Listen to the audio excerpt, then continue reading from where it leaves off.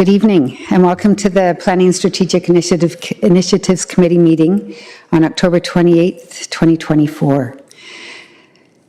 People interested in participating in this meeting can register online using the delegation registration form at www.kitchener.ca/delegation or via email at delegation@kitchener.ca. Please refer to the delegation section on the agenda below for registration in person and electronic participation deadlines. Written comments received will be circulated prior to the meeting and will form part of the public record.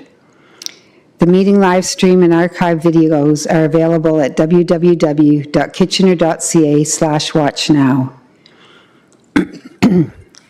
Are there any disclosures of pecuniary interests? No? We'll start with consent items. There are none, so we'll go right into the next section, which will be to receive delegations for the items we're going to be dealing with tonight. Note for the delegations who have registered for the meeting this date. To all delegations, the City values and encourages participation and dialogue in a democratic process that occurs in Council and committee meetings and through written submissions and correspondence. It's important that these interactions remain respectful towards other members of the public, staff, and Council.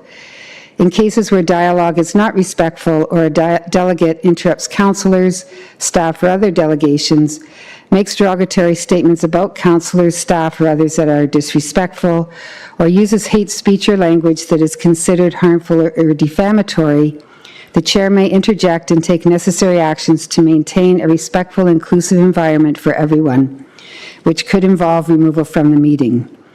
One last reminder, delegations are permitted to address Council for a maximum of 5 minutes, which will be displayed on the screens in front of you. When there is 30 seconds remaining in your time, you will hear a small audio tone that will signal 30 seconds remaining. Please take the time to conclude your presentation, as there will be a second tone at the completion of your time, and the microphones will turn off shortly after the exceeded 5-minute mark. Lastly, please do not take offense if following your presentation there are no questions from Council. This is Council's time to really listen and reflect upon the opinions and ideas shared with us from our community members. So this is a formal public meeting to consider applications under the Planning Act. If a person or public body does not make oral or written presentations to the City of Kitchener before the proposed applications are considered, the person or public body may not be entitled to appeal the decision to the Ontario Land Tribunal and may not be added as a party to a hearing of an appeal before the Ontario Land Tribunal.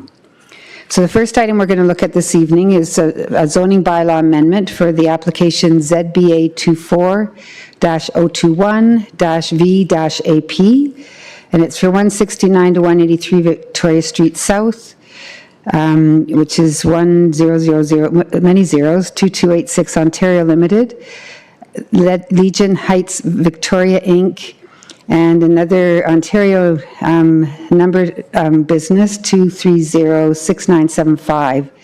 And this is report number DSD 2024-430. I just want to mention that Andrew Pennell, the senior planner, is here with us tonight, and he'll start off by giving a 5-minute presentation on this matter. And I also would like to mention that we've received a written submission by Frank Etherington, and also in attendance is not Garrett Stevenson, as my notes say, Tina Malloy, I won't get, Malone, sorry, thank you. Okay, so Mr. Pennell, do you want to start off with your presentation?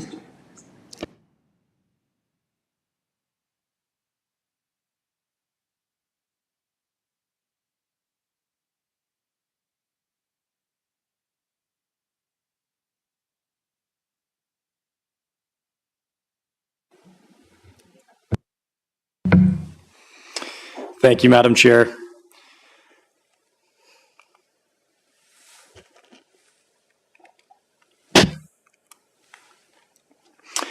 The subject property is addressed as 169 through 183 Victoria Street South and is shown outlined in red on the screen.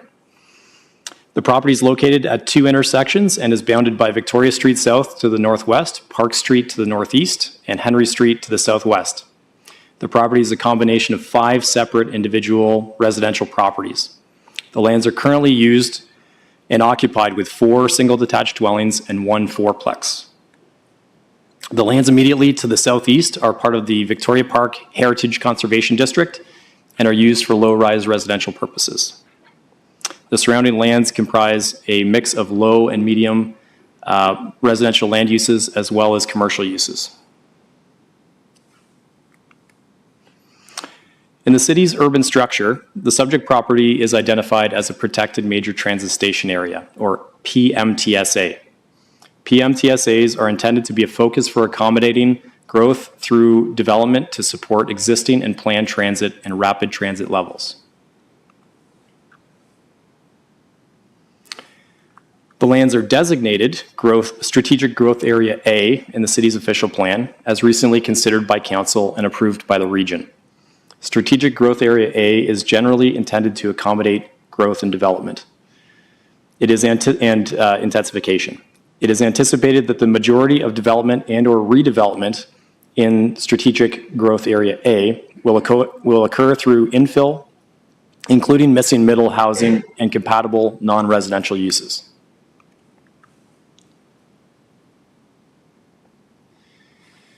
The lands are currently zoned low-intensity mixed-use corridor zone, or MU1, in the city's zoning bylaw 85-1. Since the subject property is within a PMTSA, under the Planning Act, there are no parking requirements.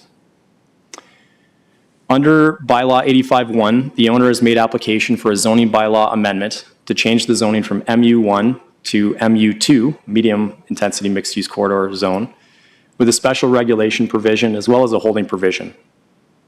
The requested ZBA, zoning bylaw amendment, would have the following main effects. It would allow a maximum building height of 28.8 meters. It would allow a maximum floor space ratio of 4.2. It would prohibit geothermal energy systems, and a holding provision would be added at the request of the region for a detailed noise study and associated implementation. The lands are also zoned Strategic Growth Area 2, or SGA 2, as part of the council-approved but appealed Growing Together bylaw. Both zoning bylaws are applicable. Under bylaw 2019-051, which is the more recent zoning bylaw, the owner has made application for a zoning bylaw amendment to retain the SGA 2 zone and to add a site-specific provision and a holding provision.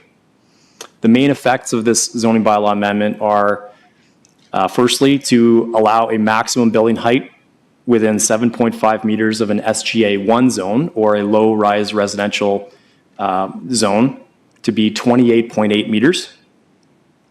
Also, to allow a minimum yard setback for the 7th and 8th stories to be 4.0 meters from a street line. To not require a community or commercial ground use on the ground floor level, to reduce the minimum percentage of street line ground floor facade openings, and similarly to the 85-1 bylaw, to prohibit geothermal energy systems and require a noise study through a holding provision.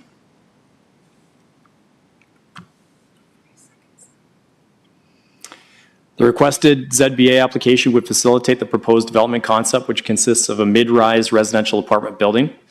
The building is proposed to have a height of 8 stories, or 28.8 meters, and would contain approximately 120 units in a rental format. The owner has stated that they are seeking CMHC funding, and that would equate to 24 dwelling units under the CMHC program. In addition, the building would be subject to inclusionary zoning requirements. 2% of the building would be required for affordable housing. 120 Class A bicycle parking spaces would be required. There would be amenity spaces on site. No service parking is proposed. There's an opportunity here to facilitate the lands with missing middle housing in a mid-rise built form. This would add 120 units to the city's housing inventory. There would be a mix of 1, 2, and 3-bedroom apartments, and this would be subject to inclusionary zoning as well as the rental housing bylaw. Staff proposes that recommends that the applications be approved, the urban design brief be endorsed, and that the bylaw under 2019-051 not take effect until the bylaw is under the SGA zones comes into full force and effect. I'm here for questions if you have any. Thank you. Thank you. We'll hold off on questions until after the delegation. Our first delegation is Christine Barrisdale from GSP Group. You have 5 minutes for your presentation.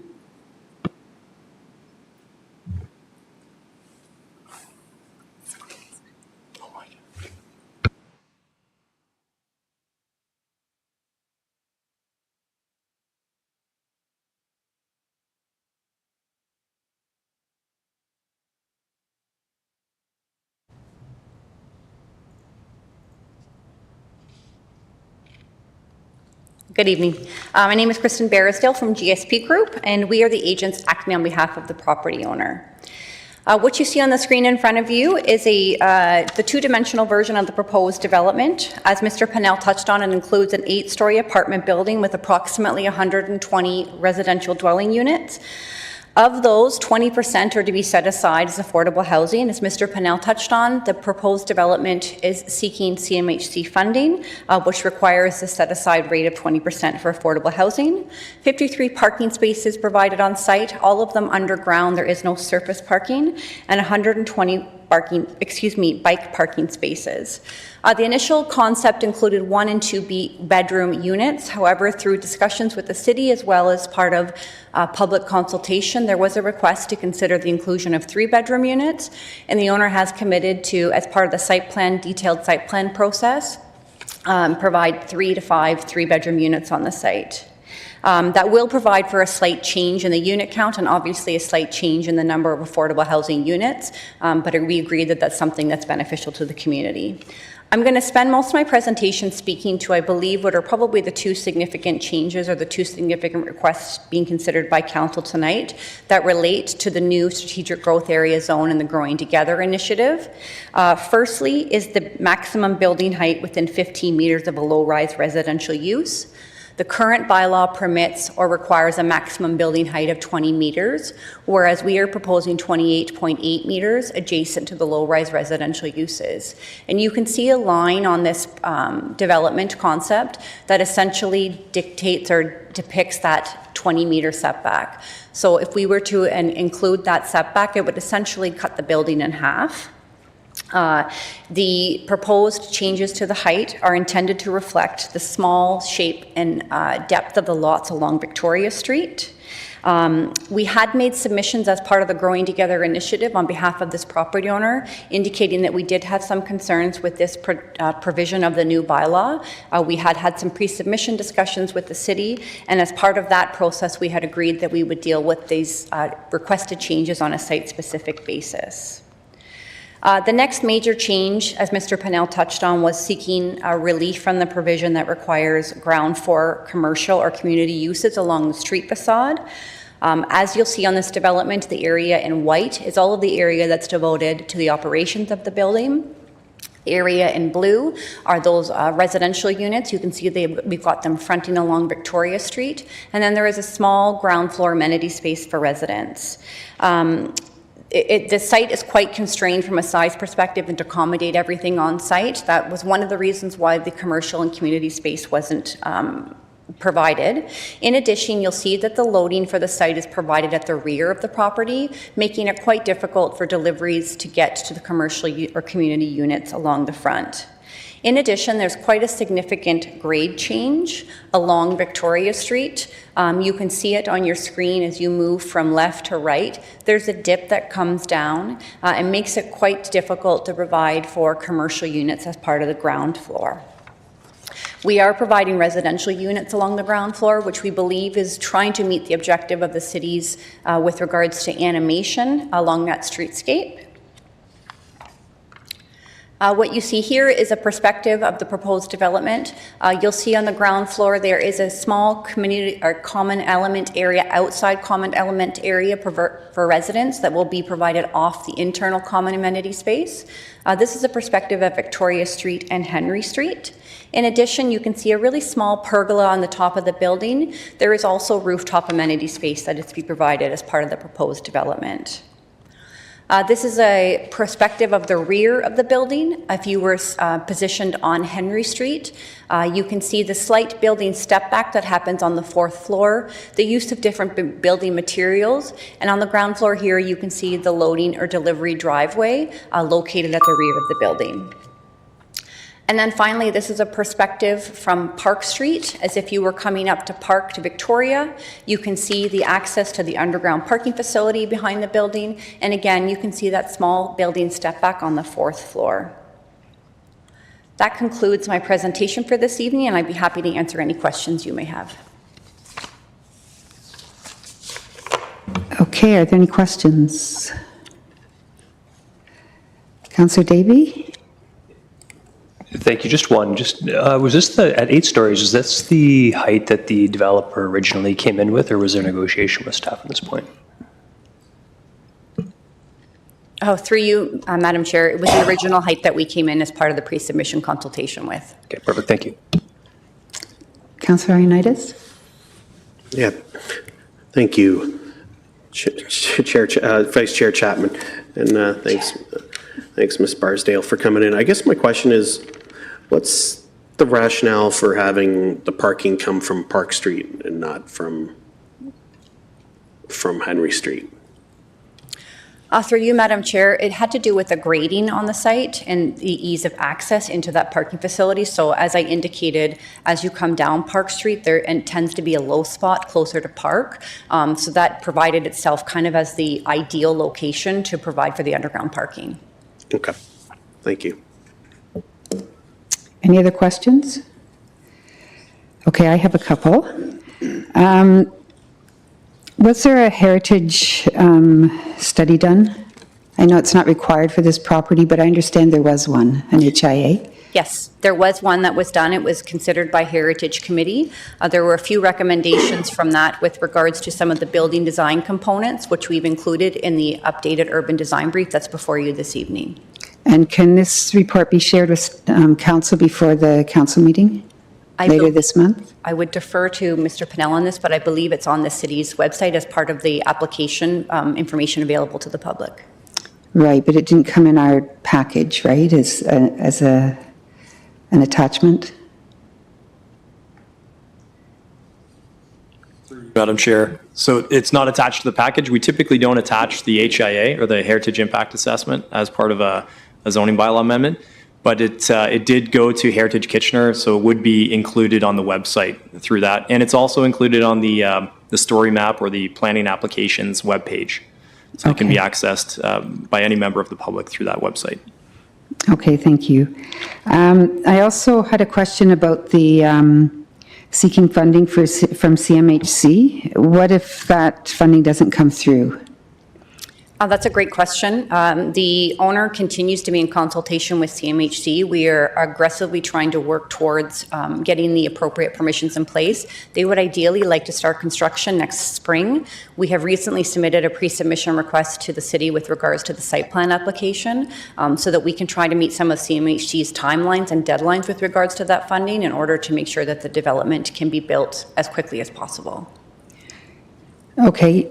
Also, regarding the outdoor amenity areas, so I understand that Victoria Street is going to be widened, as is Henry Street. So in your images, you show quite a large front yard on Henry and side yard on Victoria. Is that taking into account the widening of the street? Yes, so we actually have a very narrow yard along Victoria Street. It's just enough for essentially balcony projections. We are also doing a road widening along Henry Street. There is about 4 meters space on that that will include a small ground floor patio area, most likely passive amenity space for residents, but we are including a rooftop amenity space. Through discussions with the city as well as the urban designer, there was some requests to include some active space for future residents, toddlers in particular.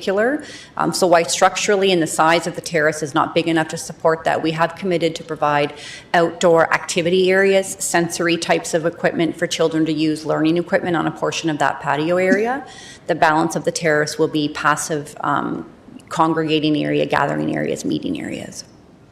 Okay, can you give us an approximate size of that amenity on Henry?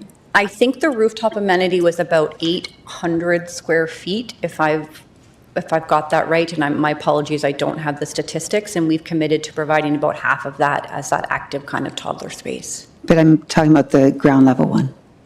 Oh, I think it's about 300. We're meeting the minimum requirements through the urban design guidelines and the bylaw with respect to provision of amenity space for residents. Okay, and the widening of Henry Street, what does that look like? Like, is it the whole street that will be widened, or just where the property of this building is? So we are required to provide the appropriate land dedication to provide for the ultimate widening of Henry Street on our side. So it's essentially measured from the center line as if it was to be out on both sides. We're giving the appropriate land dedication to the city as part of this development. I'd have to defer to the city on what the plans are for the balance of Henry. Okay, maybe I'll come back to that later. I see another question. Councillor Deneau, sorry. Call me Ioduni. Thank you, Madam Chair, and thank you, Ms. Baresdale, for coming in tonight. I just want to start by saying, whoever the owner is, I want to thank them for listening to the concerns about the lack of 3-bedroom units. And so we all know that families will also move into the downtown area, and so I want to thank you and staff for working towards that. And I have a question. I'm not sure if it's an unusual question. I'm just curious who the owner is. Like, are they local? They're just numbered, and so like, have they built in the city before? Through you, Madam Chair, they are not local to Kitchener-Waterloo, but they do have developments in Toronto area. It's a collaboration or a conglomeration of 3 different numbered companies. So all of them have different investment experiences and developing experiences, but this is their first foray into Kitchener. I believe that they are also currently working through planning approvals for a project in Waterloo as well, but recent to regional Waterloo. Okay, and so they're all from Toronto then? Yes. Okay, all right, thank you. Thank you. Those are all the questions, I think. Thank you. Thank you. Okay, questions for staff? None? Councillor Ioannidis. Yeah, I guess my question was with regards to the CMHC funding, and I should have asked Ms. Barsdale, but there's more conditions to that funding than just affordable housing, correct? Like, you need to have reduction of greenhouse gases and et cetera. Okay, that's what I thought. I just wanted to double check. Thanks. Okay, anyone else? Okay, I have a couple.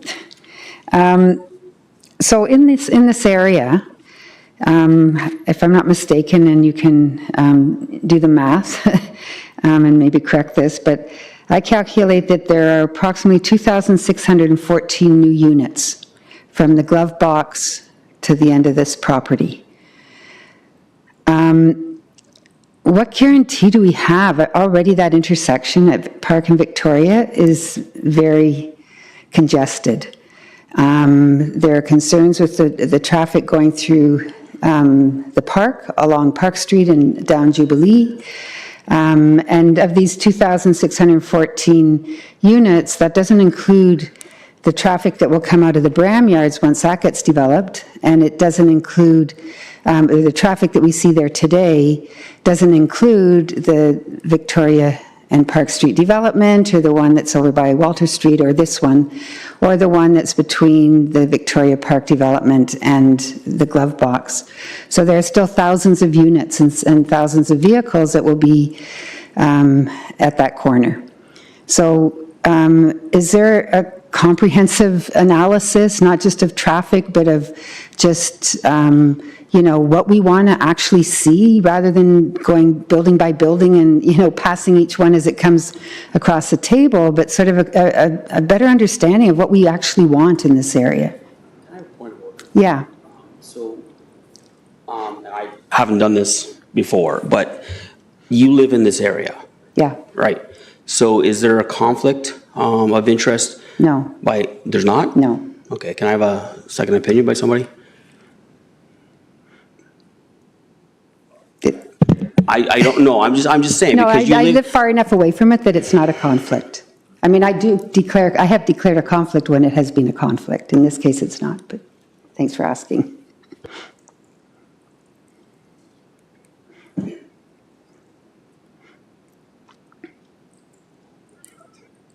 But the TIS, or the Transportation Impact Study, that was submitted as part of the application doesn't just look at the application at hand. It looks at proposed and planned developments in the area. And so you mentioned that there's new developments underway. I mentioned in my presentation that there's a development directly across the road. Also Kitty Corner at the northeast corner of the intersection of Park Street and Victoria. And so you're right, there are a large number of units proposed for that area and actually planned for that area. And the TIS that was submitted responds to those developments in addition to the development at hand. And I did speak to the region about this and asked for clarification. Does it include those units? And the response I got back was yes, and they're satisfied with the analysis that's been completed to date. And it seems like there's like one company that does TISs. Is there an opportunity here, given the density that's being proposed in this area, to do, you know, get a second opinion? The report that was done, I believe it was completed by Paradigm Transportation Solutions. And yes, they do a lot of independent reviews in Kitchener and Waterloo. That said, they are a professional transportation engineering firm that maintains a strong code of ethics. So we've received the report. We've sent that to the region for review, and the city has reviewed it in addition for Park Street and Henry Street, which are both city streets. And the response that's come back is that the report is satisfactory. And so we haven't requested a peer review. It hasn't been deemed necessary by the region or the city in this case. Okay. I just wanted to ask another question, but I'll go to Councillor Johnston first. Thank you, Chair Chapman, and through you to Mr. Pinnell. My question was the same as what Councillor Ioannidis had asked earlier about the exit off or coming on and off of Park Street there. Is there a way to reorient that it is a very, very busy street? Through you, Madam Chair. So there are some constraints with where the access can go. Park Street is a two-way traffic, whereas Henry Street is one way from Victoria Street into the neighborhood. And so that was also a consideration in addition to the response that Ms. Barrisdale gave. So I can't speak to why the developer decided to do that, but from the city's perspective, the two-way traffic movements it's much more preferable than putting the access onto the one-way street. The one-way street is where is going to be where the loading takes place, and so we don't want to have conflicts between loading traffic, garbage traffic, and users of residents of the site or visitors to the site. Yeah, I appreciate that. It's such a short block, though, between that corner and then to the curve to go into the parking lot for Victoria Street. And as Councillor Chapman was saying, you know, there is a lot more development going on there over the next little while, which I'm concerned that we won't have two-way traffic there. I think we'll have two-way stops and traffic backed up quite a bit there. So is there a way to look at something different there? Through you, Madam Chair, there's this property has frontage on 3 different streets. Victoria Street, I think, and I can't say too much as not being a transportation engineer, but I would have concerns with traffic entering and exiting onto Victoria Street. And I think the problem is perhaps more pronounced if the access was onto Henry Street for the reasons I mentioned. Thank you.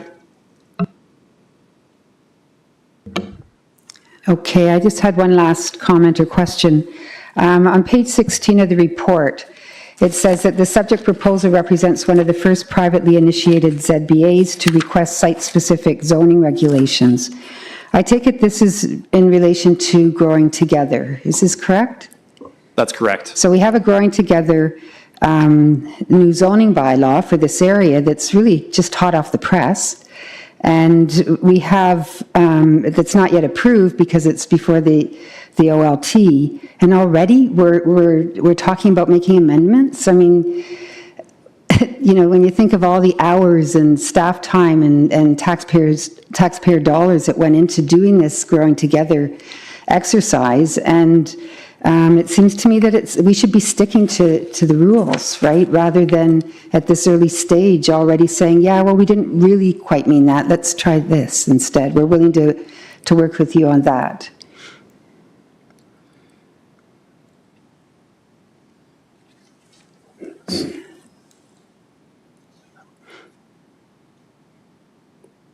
I see Mr. Stevenson is signing in. Okay, go ahead, Mr. Stevenson. Good evening, and thank you, Chair. I think it's an interesting question that you pose, and it's one that we certainly consider and have had regard for. Mr. Pennell has outlined that there are some site-specific amendments to some very specific regulations as part of the Growing Together work. We anticipated that we would start to see development applications that did amend the regulations, and we measured those against the intent of the official plan policies within the Growing Together amendments, as well as the overall intent of the zoning regulations and how we see them being implemented.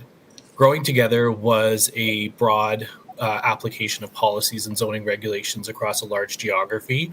We would only support a regulation, in this case, modified development proposal with slight regulations, where adequate site-specific provisions are justified by an applicant and supported by staff. In this case, the applicant has identified some site-specific considerations why it would be applicable to look at with a finer lens the Growing Together regulations as they apply to this property. And staff are satisfied that the intent of Growing Together is met. These are very slight variations to the regulations that are being recommended this evening. Okay, thank you. Mr. Pennell, did you want to add to that at all? I see your microphone is still on. Yes, the planning conclusions section of my report deals with this specific issue. I think it's best if I just read it. And it is important to ensure that the intent of the SGA zone regulations as approved by council are maintained and implemented consistently. Policies in the official plan provide criteria that must be evaluated where relief is sought. There may be specific reasons and criteria where minor amendments to the approved regulations may be appropriate. In this case, staff worked with the applicant to revise the development proposal to ensure that the intent of the regulations as approved by council are maintained. Staff are satisfied with the site-specific design as revised for this property. Okay, thank you. I see another question, Councillor Deneau. Yeah, thank you, Madam Chair. I'm just going to piggyback on the Chair's questions, and maybe Mr. Stevenson can answer this. So we have Growing Together, and this specific development would fall under certain regulations. An amendment has come along, which staff has said, yeah, we're good with the amendments. But we currently are at the OLT, basically trying to make sure that that's approved.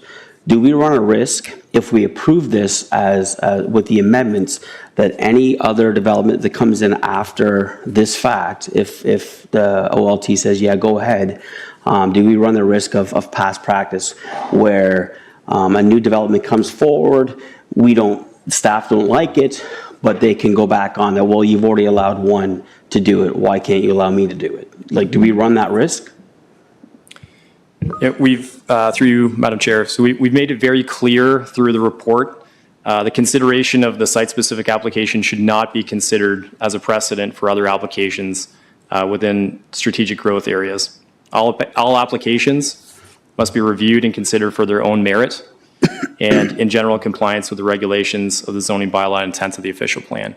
So there are site-specific reasons why we are saying we recommend approval to this particular report. We're always going to look at development applications on a site-by-site basis on their own merits.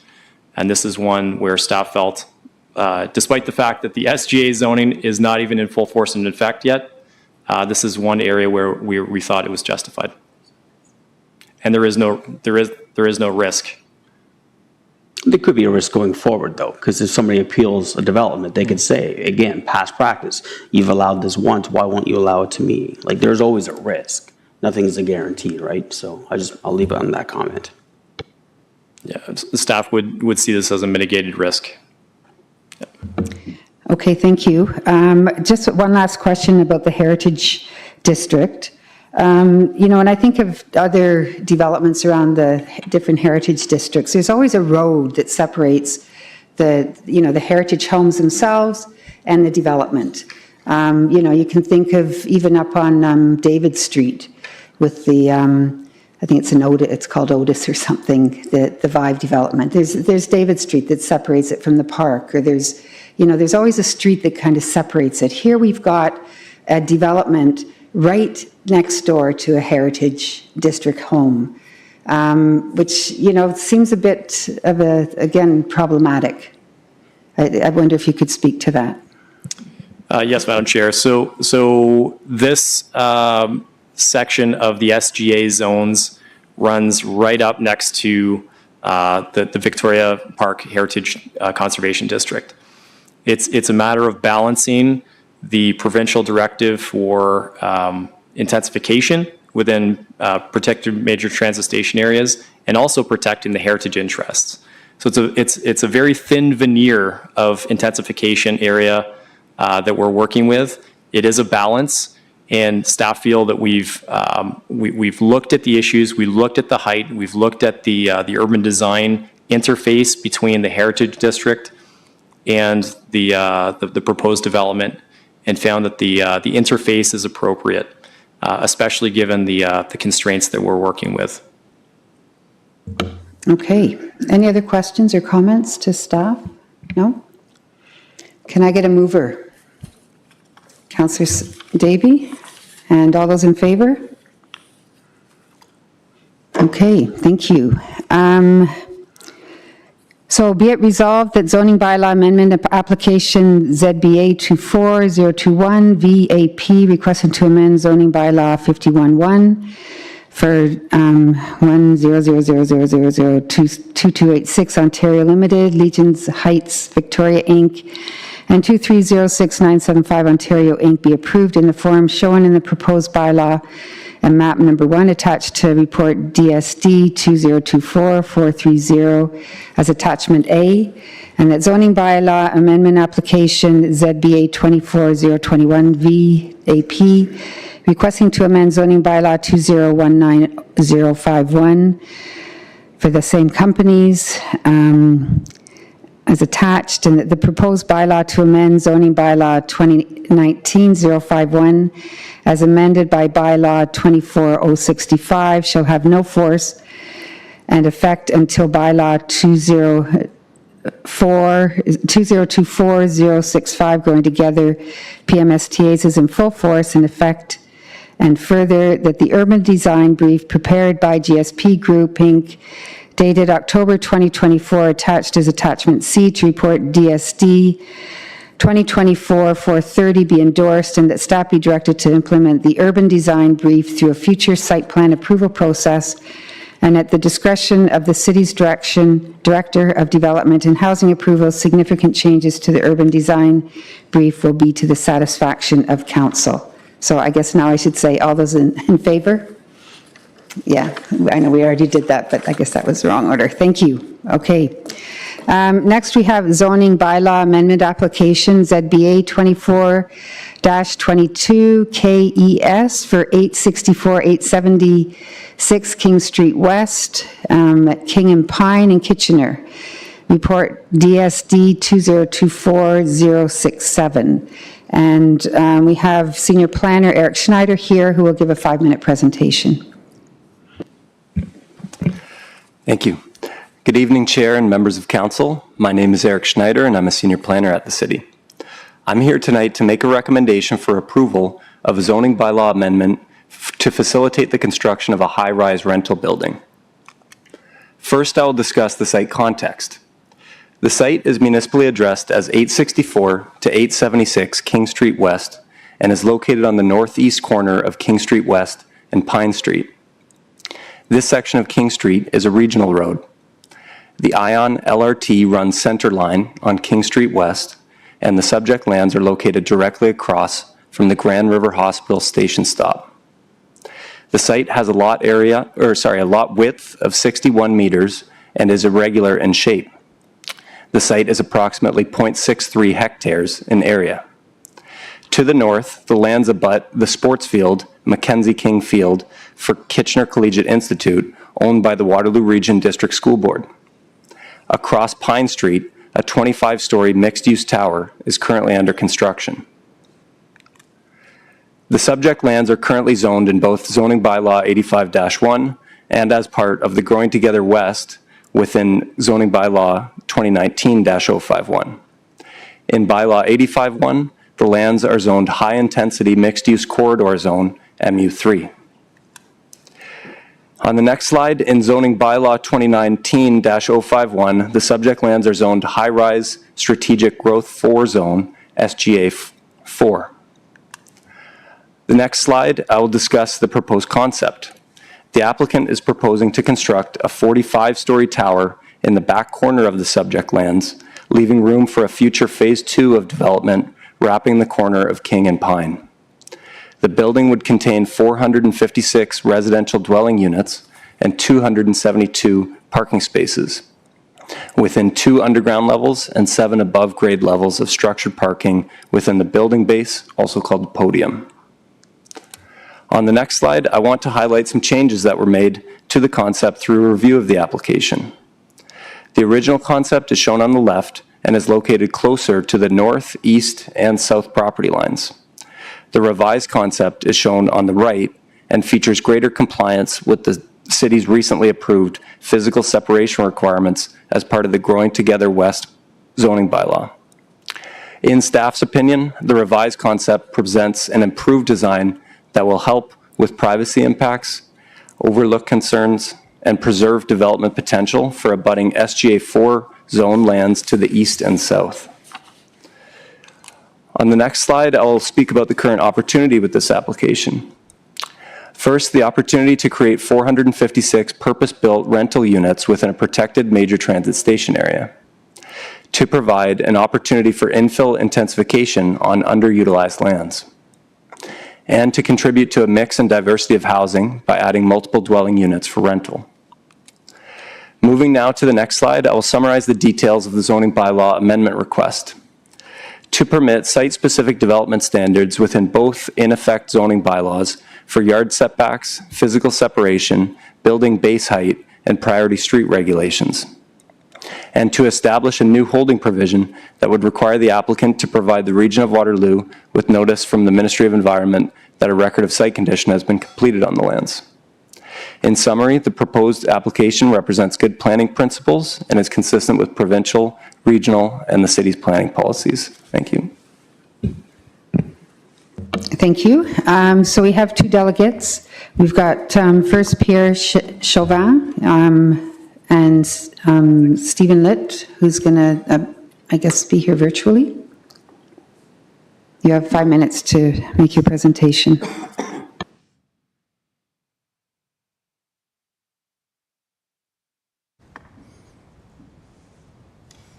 Thank you, Madam Chair. My name is Pierre Chauvin with MHBC Planning.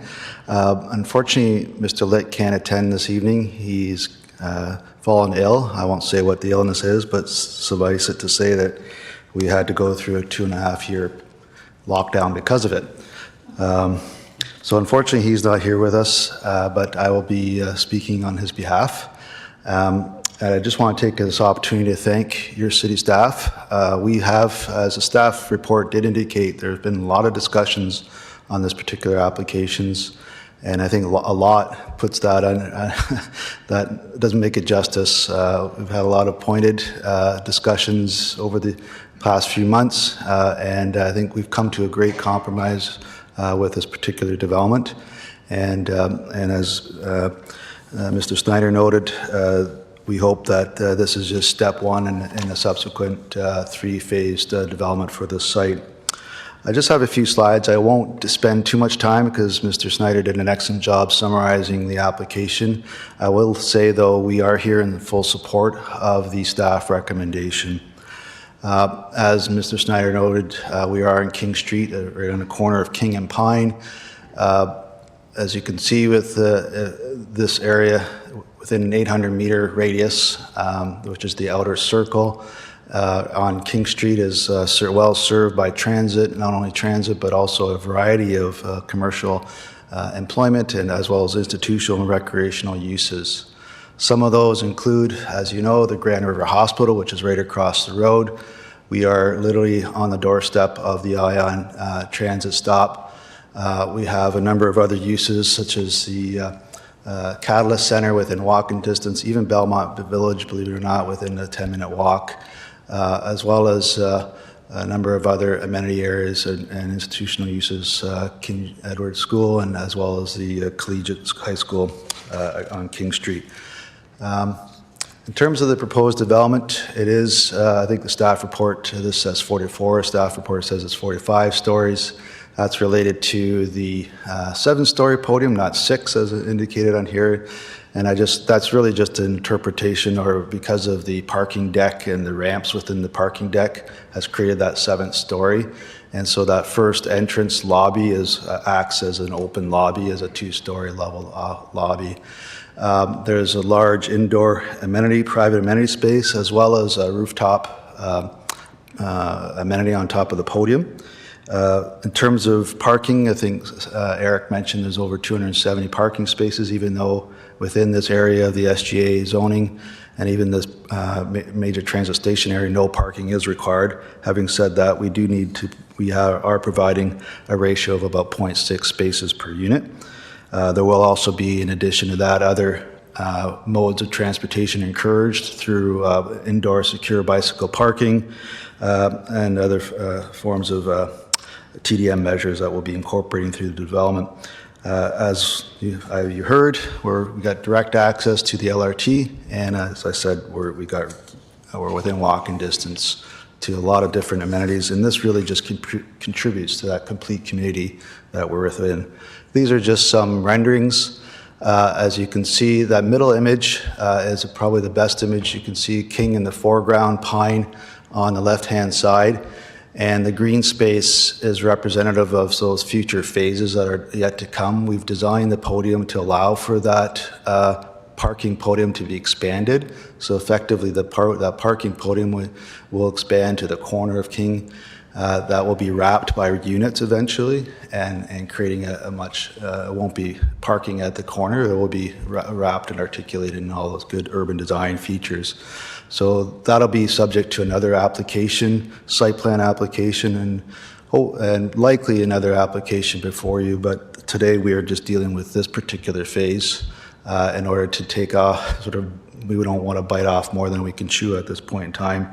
And so with this particular development, we hope to bring forward a great number of rental units in the form of 1, 2, and 3-bedroom units. And as I said, certainly hope to provide for a complete community with this development. So I'll leave it at that and be open to any questions. Thank you.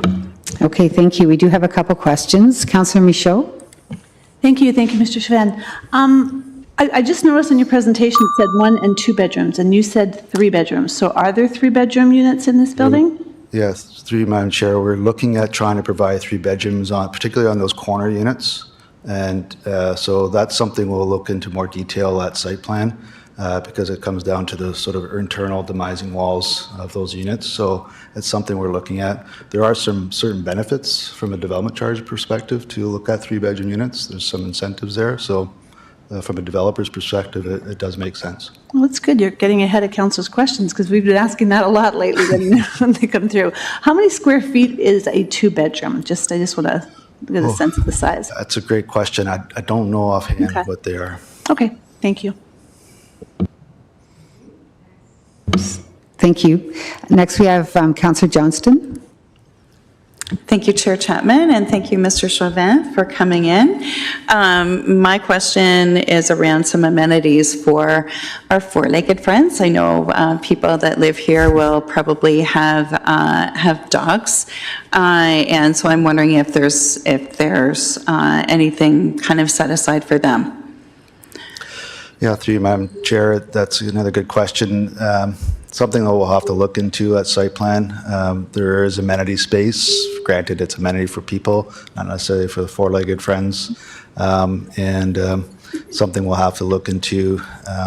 Certainly don't want to encourage people being, can't discourage people from having dogs, but it's also something we have to be mindful of in how we manage that.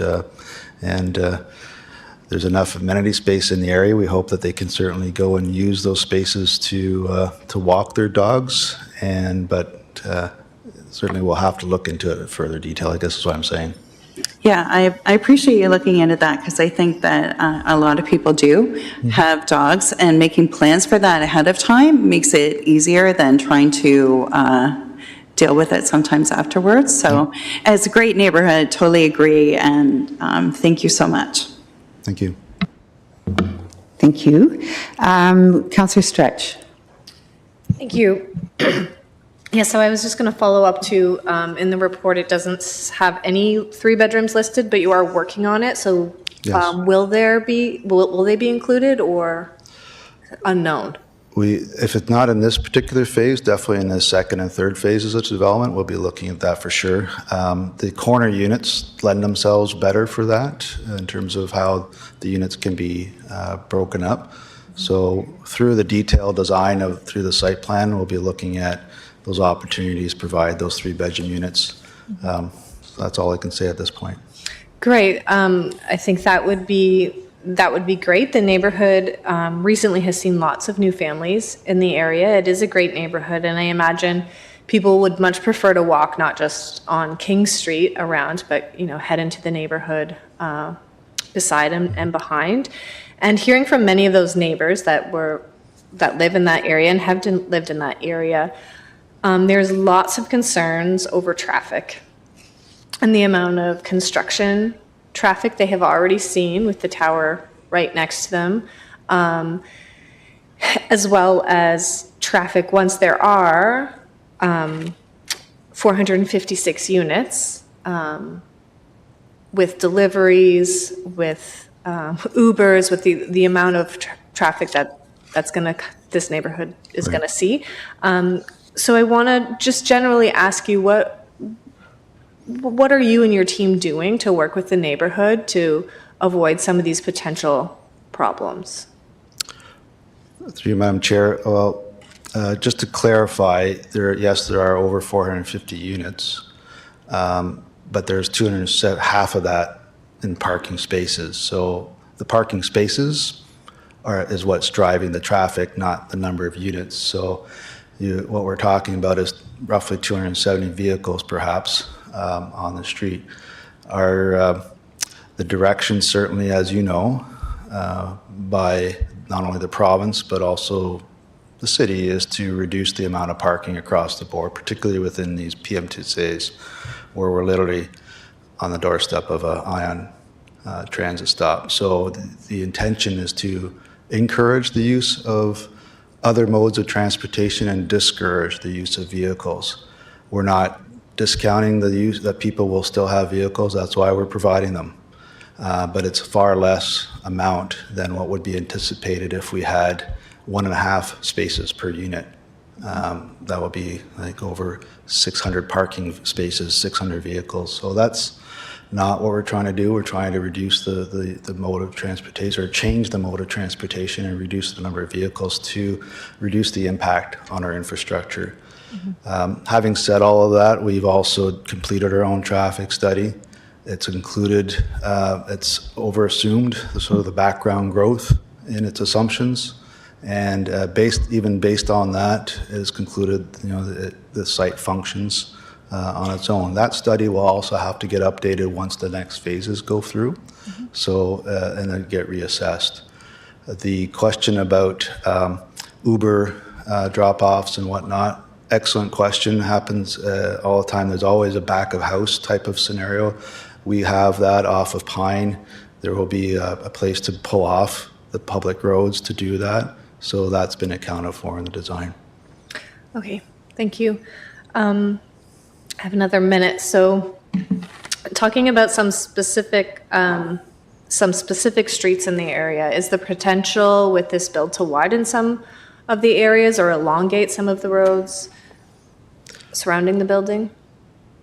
Through you, Madam Chair, if you're referring to perhaps King Street, which is a regional road, I think that's all the widenings have been taken, and for the LRT, there are no further widenings taken, or there's no intention, as far as I know, to widen King any further.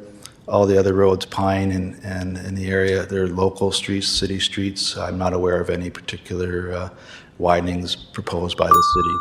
Any lengthening Lengthening, of the roads? not that I'm aware of. Okay, thank you. I can cue back in again. Okay, thank you. Councillor Deneau.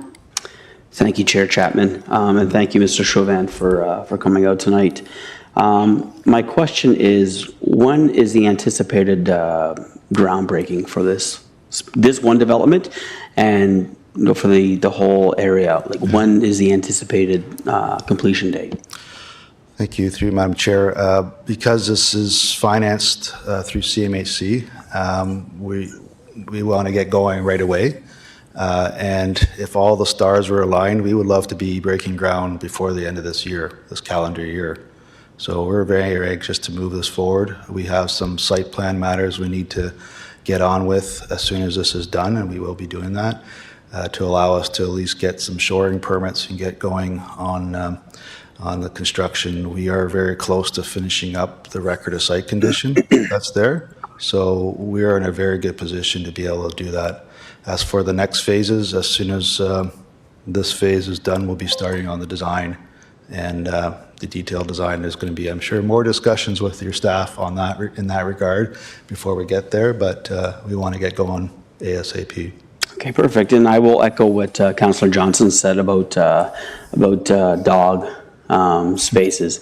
You know, being the location that it is, I believe we're going to receive lots of young professionals, in particular from the hospital across the street. And so I think it's a great location for them, but I also think it's a good location to have them with dogs as well. So if you could please push that to Mr. Litt, and hopefully he feels better. We'll hand out some free doggy bags or something. Do what you got to do. Okay, thank you. Next we have Councillor Stretch again. Go ahead. Thank you. Will any of these units be affordable? Great question. Yes, they were about 20%, so almost 100 units of the 450. That's a requirement of the CMHC federal funding or financing that VIVE is going after. Okay, fabulous. And in your consultation with the neighbors around this building, it's very close to Waterloo, Kitchener-Waterloo border. Has any information or any consulting happened across the border, or has that all stayed in Kitchener? Through you, Madam Chair, I think I may have to defer that question to staff in terms of how the circulation was done. I won't speculate on that. Sure. Can I ask staff of that now? Yeah, go ahead. Yeah? Okay. Through the chair, the city of Waterloo is further than 120 meters from the subject lands. So under the legislative requirements, we did not circulate to Waterloo. We circulate within 240 meters within Kitchener properties. But I did receive communications from residents that lived on the Kitchener side that said that they would pass it on to their neighbors if they have a neighborhood group for their street. Mm-hmm. Great. And I have heard from Councillor Wright, who represents Uptown Waterloo, on this, and just wanted to encourage the developer to, work across the border as well through this, because traffic, especially during construction, and noise traveling will be an issue. And on that topic, I'm wondering about the construction, the heavy trucks that we're seeing use some of these smaller roads. I inquired about a traffic study. So the last one done in this area was 2021, and it was very low use. And so we're going to see a change in that, even if it doesn't measure as extreme. It will feel extreme to many of the residents in the area. And so I'm wondering if there's extra care that can be taken, extra communication in the planning around the heavy trucks. For sure, absolutely. And we heard it at the NIM. I think you were there as well, and the concerns around some of the existing development and the construction traffic and trucks idling on some of the local streets. And the difference with our site is we have a much larger site, and we have an ability with if you recall that rendered image, that whole green area, which is going to be basically a staging area for construction, for materials, storage of materials, and trucks to come off the main streets. So it's a lot different from that perspective, from our adjacent partner there across the road. So, but absolutely, for sure, the best remedy to any complaint is good communication, and communication between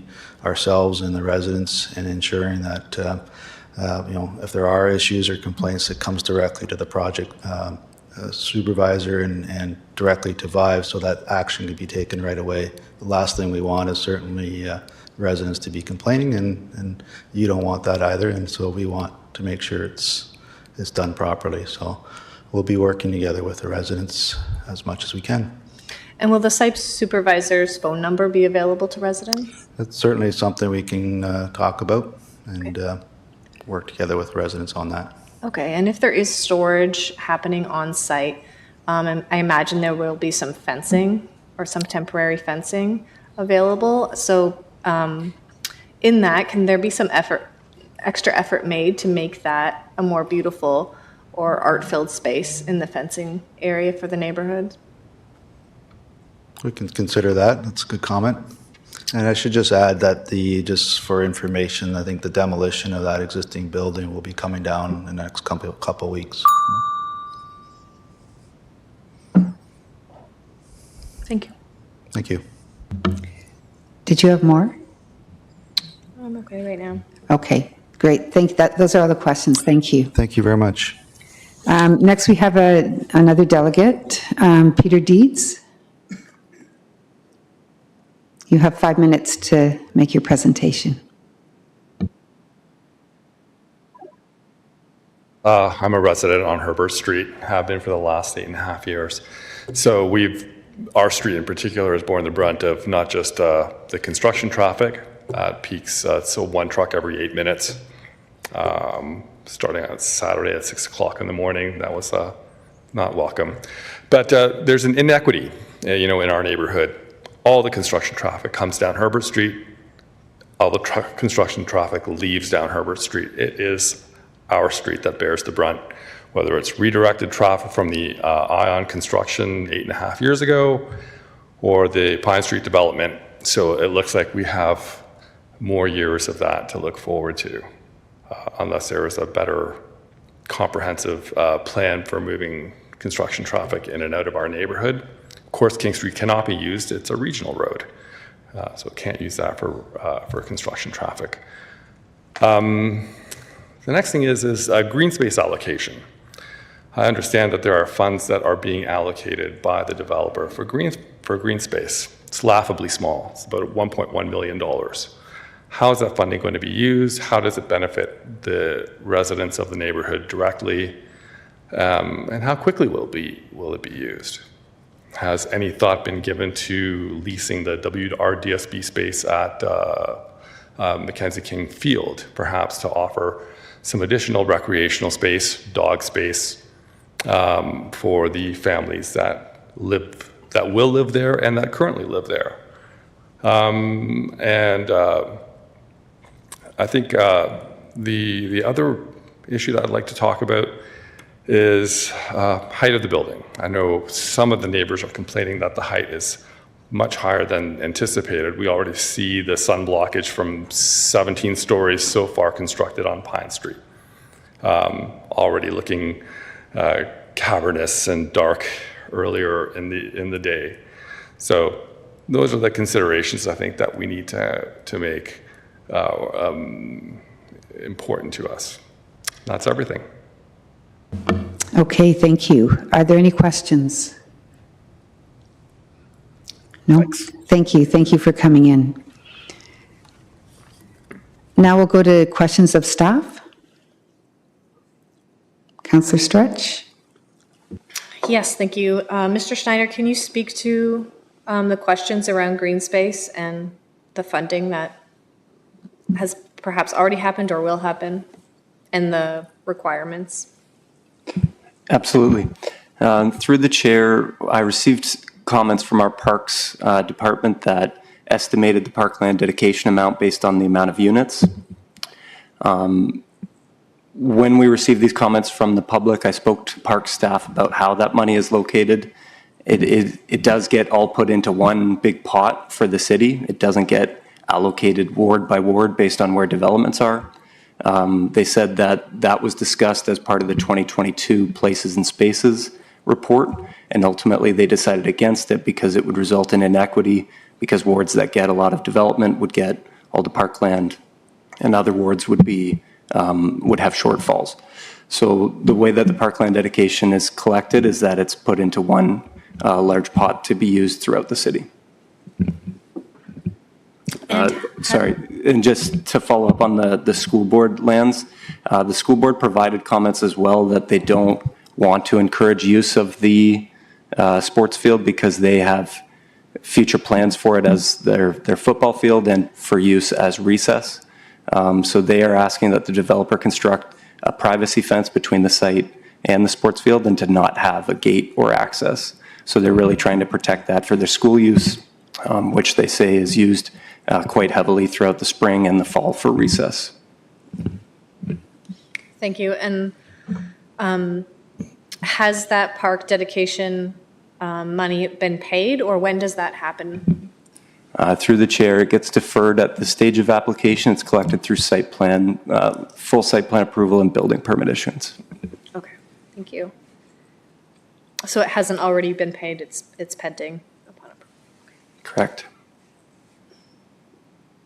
In your opinion, Mr. Schneider, professional opinion, the heavy traffic that Herbert has seen, is there any changes or any ways to support residents in this neighborhood who have bear the weight of not just the Ion but the two towers? Yep, sure. So through the chair, there's two considerations for Herbert Street and the construction traffic. The first is that Herbert Street is proposed for a full reconstruction in the spring of next year. So if that is occurring, it won't be able to be used for construction traffic. And the second point Mr. Chauvin alluded to before, But the site that is currently under construction at King and Pine is very constrained. The tower encompasses almost the entire site, so they don't have room for staging and for ferrying of concrete trucks and whatnot on site. And they needed to come up with a construction management checklist with our transportation staff for use of local roads for that. The subject lands, because this is a phase 1 development, does have room on the subject lands for staging, so we don't anticipate as great of impacts with this one. Okay, thank you. And my last question is around commercial use. I know there's no commercial use planned, but is that a possibility in the future? Through the chair, yes, it's anticipated that phase 2 and 3 will have commercial that are facing King Street West. It's actually a requirement in our priority street regulations. This being a phase 1 and being located at the back of the site is not conducive to commercial, and it'll eventually likely be blocked and obscured from the street lines by other buildings. So it's really, the ground floor is really not viable for commercial, just being at the back corner of the site. But it is anticipated by staff that future phase developments that address King and Pine with buildings will include commercial on the ground floor. Thank you so much. Are those all your questions? Okay. Any comments for staff? No comments? Okay, can I get a mover for this item? Councillor Johnston? So be it resolved that zoning bylaw amendment application ZBA 2422 KES requesting to amend zoning bylaw 85-1 for King Pine Kitchener Inc. be approved in the form shown in the proposed bylaw and map number 1 attached to report DSD 2024-464 as attachments A1 and A2, and that zoning bylaw amendment application ZBA 24022 KES requesting to amend zoning bylaw 2019-051 and for King Pine Kitchener Inc. be approved in the form shown in the proposed bylaw and map number 1 attached to report DSD 2024-432 as attachments B1 and B2, and further the proposed bylaw to amend zoning bylaw 2019-051 as amended by bylaw 2024-065 shall have no force and effect until bylaw 2024-065, that's the Growing Together PMSTAs, is in full force and effect. All those in favor? And that passes. That's it for, we have no information items. Can I ask somebody to move the adjournment of the meeting? Councillor Michaud?